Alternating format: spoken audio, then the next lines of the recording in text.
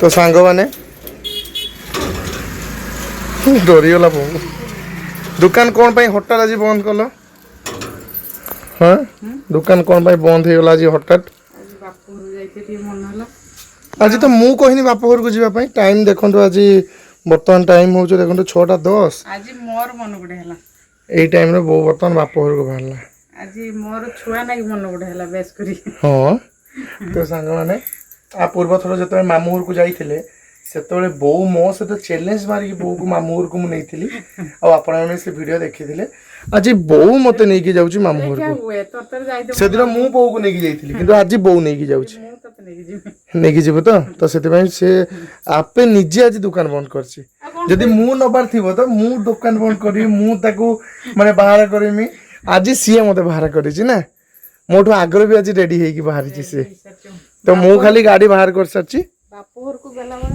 माने झीर मन सब बळे छन छन है कि ताई हो ना सेते हाथ रो मेहंदी मेहंदी कोरी सांग माने देखो मेहंदी आज खरा बेले टाइम पास बेटा कटुनी से टाइम पास करी हते मेहंदी करछि बाप घर को जाउ बोले स्पेशली मेहंदी करछि सांग माने हो चलो तो ता सहित एपटे आमर सब जिनस पत्र भी तार ए भीतर पैकिंग करी रखी देछि बो एबे बाहरी आमे मामू घर को आउ किसी काम पे जाउछे ना काम रे जाउछे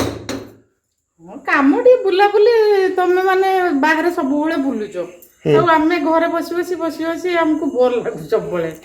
टिके टाइम पास करिया ने पुणी माइंड माने रेडी खुला से जो पुणी सही घर सही संसार सही दिन आज सकाले एना खुशी है कि जाउची ना संग मान देखो केते खुशी रे जाउची काली जेतले रिटर्न करिवो सेते पुणी मन दुख होई जीवो एटा नियम बाप घर को जतले जीव छम छम नेकी पळेबू आ आसला को थप थप थप मुह को करके आसियो ना थम थम करके मोटा को आसियो हो जीवा पो आसो तो चलन संग माने लेट करबोनी मु बहुत एक्साइटेड काहे कि बाहर भी हेबे मामू घर को हां आ मामू घर को जिना गोटे जिनु कोन नुआ कोन दरकार अरे मामू घर को हे नुआ पिंदी जा ना एबे मु छोट है क्या अछि बड़ पिला हेलेनी बा सागरे मु कोन खराब अछि कि नुआ ड्रेस पिंदी नै कि देखन तो कौन आसो जीवा आसो लेट हेलानी बो आ लेट करनी आसो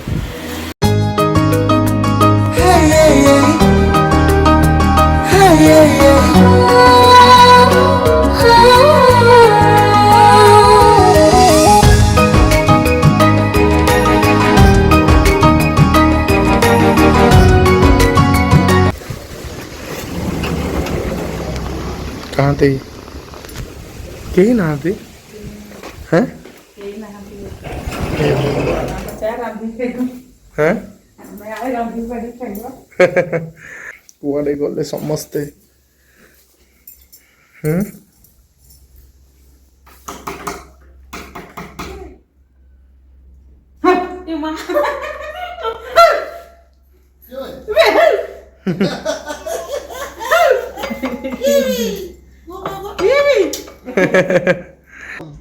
किए लो माने भी किए बाबा भाई भाई किछ कोथा होजु भाई कोइ त ना भाई कोइ दे भाई लिटन भाई बाबा ते कथा हो ते नाजे गला एबे नुआ मते देखले ना पुणी चिन्नी आउटे परे हां ना ना चिन्नी गला मते से कथा होजी को भाई मत देखा कह ना ना ना ना माने चिन्नी मत से कह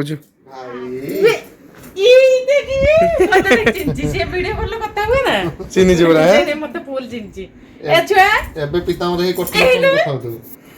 हे तो आ आ पळेला दौड़ी के पळेला किए चिन्नू नाकेर दी जण कर कजी आरंभ हो देखि छुआ ए जो आ दिके आ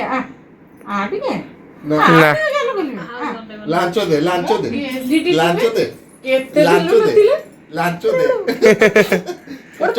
बोता लांचोटा कोड रखिछलो लांचो तने से जीवो लांचो दे दो हैला माने भी देखिया लांचो सतर लांचो तो जियो हां ए एबे से को हम पैकेट नहीं सलाडी एला कहां लो भाई ଏବେ ଯିବ ଏବେ ଡାକିନା ଆଉ ଗୋଟେ ଏଟା କାହାର ନା ଗୋଟେ ଦେଇ ଦେଇତା କଥା ଦେଖେଇବି ଡାହାଣା ତ ବାବା ଡାହାଣା ତ ନିଅ ଆଉ ଡାଣ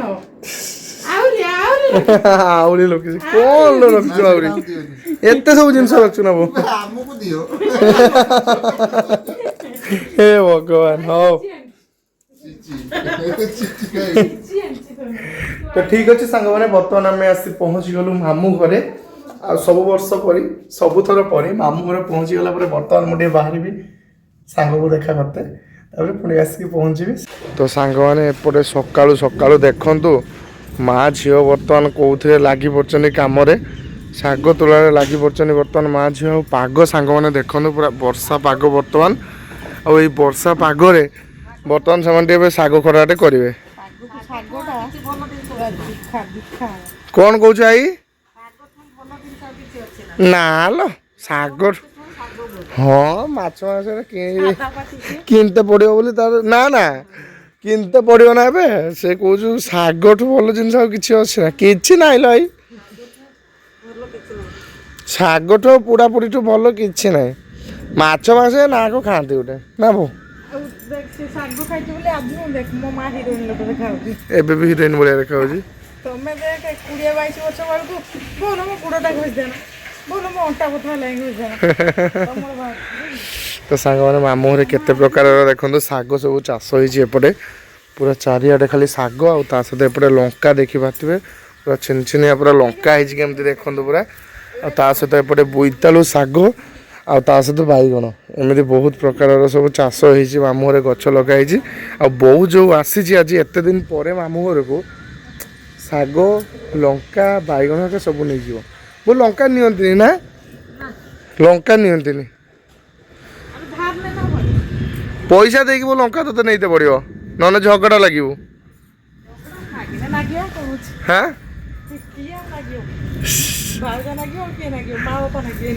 ଭଗବାନ ଭାଉଜ ଲାଗୁଥିଲେ ମାଇଁ ସେପଟେ କହିଲେଣି ବା ହଁ ହଁ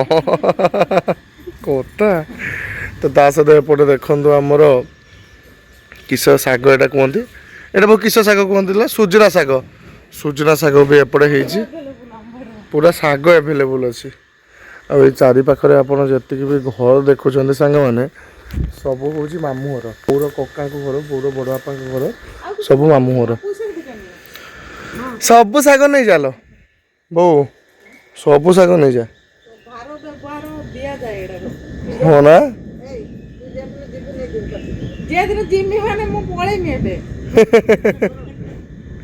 ମେଘଟା ଛାଡୁ ଯିବୁ ହଁ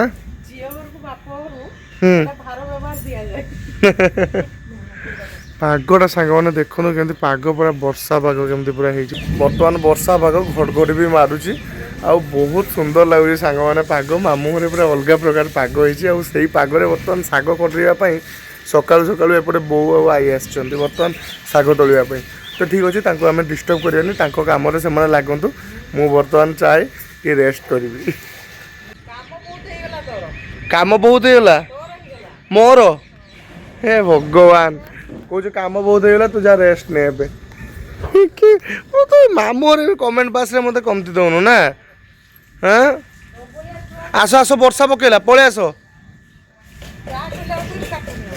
ବର୍ଷା ପକେଇଲା ପଳେଇ ଆସ ଆଉ ଭିଜନି ମା ଝିଅ ବୋଉ କ'ଣ ଏକା କଲର୍ର ଶାଢ଼ୀ ପିନ୍ଧିଛ ହଁ ଇଏ ନାଲିଆ ସିଏ ବି ନାଲିଆ ବୋଉ ବର୍ଷାରେ ଉଦା ହାନି କହିଦେଲି ଠୁପ୍ ଠୁପ୍ ହେଲାଣି ବର୍ଷା ଆସ ଆସ